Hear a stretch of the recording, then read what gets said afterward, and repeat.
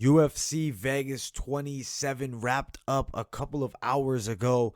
Font in the main event defeats Cody No Love. Garbrandt, Carla Esparza looks fantastic on the card. And you're probably wondering, what are the next matchups for these fighters? Who do they fight next? Well, we're going to talk about the key fighters on the cards and their matchups. Who are these key fighters going to be fighting next? We'll first talk about the main event of the evening. Rob Font fought Cody Garbrandt, the winner. Rob Font, the dominant winner. I think he works towards a really good fight. But Cody Garbrandt was really overrated. They had him ranked number 4. He doesn't deserve to be number 4. I think Rob Font's going to be fighting this man next. Boom. Right there. Pedro Munoz. Look at Pedro Munoz's career, right? Fights against a lot of high-level guys. Competitive fights. Robbed against Frankie Edgar. I feel like this fight makes complete sense if Munoz, who's fighting against Jose Aldo, wins that fight. I feel like Munoz looks on fire. I think he's going to beat him. He should have beat Frankie on a decision. He beat Jimmy Rivera, and I feel like he can beat Aldo. And if he gets past Aldo, which is an early prediction, it may be way off, and it may go the other way. And then I'd say maybe it's Font and Aldo. But as of right now, early prediction leaning Munoz. So I think Rob Font and Munoz, it's a potential next top contender fight because that weight division is jammed up at the top. Aljo is injured, taking time off, and he doesn't seem to want to fight against Petr Yan, the former champion. TJ Dillashaw, Corey Sandhagen. Maybe there'll be an interim title thrown in there. I don't know. But I feel like for Rob Font, this is a pretty decent matchup. And I won't be surprised if they go with it. Now we look to his counterpart, the main event's loser, totally outmatched in that fight, to be honest. It was a disappointing one for Cody Garbrandt. From range, he was picked apart by the straight punches. And what's next for him? Because at this point, I mean, I think fun fights are next. I think Cody Garbrandt's odds of becoming champion once again are extremely slim. I don't necessarily think that's the best direction to go. Maybe give him like the Nate Diaz style treatment. Let's give him fun fights, even though Nate Diaz is going to get hammered by Leon Edwards. Well, this next fight is a potential fight because the guy that I think he should fight next has a fight coming up. Chito Vera, Marlon Chito Vera. Rankings wise, no, it's not a great rankings matchup, but here's my honest truth. You look at the rankings, Cody Garbrandt lost 3 straight fights. He lost to Munoz, and somehow Munoz is ranked way behind him. But Munoz had only got robbed of a controversial decision against Frankie Edgar. So I think that this matchup right here, forget about the rankings. If Chito Vera beats Davy Grant, I want to see this fight. I'm intrigued by this matchup. I know the Sean O'Malley fight with Cody Garbrandt maybe could sell, but I doubt they're going to throw O'Malley out there with this level of guy. So I feel like this is the fight. Chito Vera versus Cody Garbrandt. I think it's a fun matchup, and I think it's a very winnable one for either guy, really. And I would like to see what would happen between these two because I think Cody needs a different style of matchup. He knocked out an older Asuncao. He got destroyed by Rob Font for 5 rounds. Now, next one, Carla Esparza. I think this one makes a lot of sense, and I think it's completely reasonable. I think you guys probably expected that. It's got to be Thug Rose Namajunas. This is the fight to make. This is a very interesting fight. I'm excited to see what would happen between these two girls now in this rematch because you look, this was Rose's UFC debut. It was the Ultimate Fighter finale.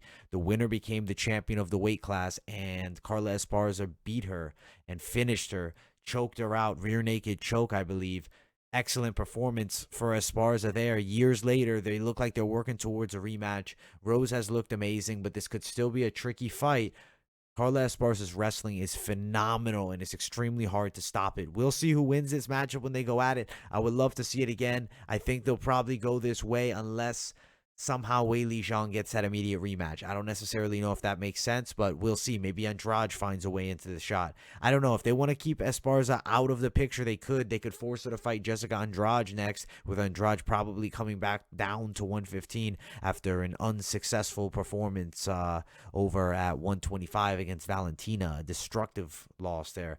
But we'll see. 115, I think Carla's the top dog and definitely deserves a shot against the champ. Now, next, Jared Vanderaa. Who should he fight next? He's not really a notable top fighter, but on this card, he was in an important spot. I'm giving him Jarvis Danhow. You're probably like, who is that? If you don't follow the bottom ends of the cards, you don't know. But he recently knocked out Jorgen De Castro, put him out to sleep real bad, and that was an impressive fight. I think that him and Vanderaa sells. It's two monstrous-sized heavyweights, two guys with good skills, and I think that it is the match to make. I love the idea of this fight here between these two. I think we have to see it. I want to see it. Jared Vanderaa, Joris Danhow next. Now, the next guy who realistically should have probably been in a higher slot on the card, Jack Hermansen. Where does he go from here? Competitive fight, but still dominant towards the end for him. He won his fight that he had to win against a very difficult up-and-coming guy in Edmen Shahbazyan, who's only 23, who has a ton of potential, who really gave him a competitive fight. But in that third round, it was destruction. I think this is the opponent. Sean Strickland. Sean Strickland is fighting against Uriah Hall. So there's some jump aheads. These are some early predictions I'm throwing out there as well. Uriah Hall, Sean Strickland. I think Sean Strickland might get by him here, and I think this would then be the fight to make. Jack Hermansen versus Sean Strickland. I don't think Hermansen's performance warrants a top-rated guy, and if Sean Strickland beats Uriah Hall, I think he deserves a matchup here with Jack Hermansen. Hermansen has taken some losses. He didn't look absolutely phenomenal in that first, second and a half, even into the second halfway in round. I feel like Jack Hermansen needs to continue beating guys towards the back end of that top 10. And I think Sean Strickland would be the perfect matchup if Sean Strickland gets past Uriah Hall. We'll see what happens there. Let's jump to the next one. Justin Tafa, who, I'm keeping him in the UFC. He lost to Jared Vanderaa, but he is a guy that entertains. He's fun to watch. He's a guy you put on the early prelims and you get some really good entertainment. He's always in fun fights. This is the next matchup. Ugly Bear, Chris Barnett, who fought against Ben Rothwell. I think this is the fight to make.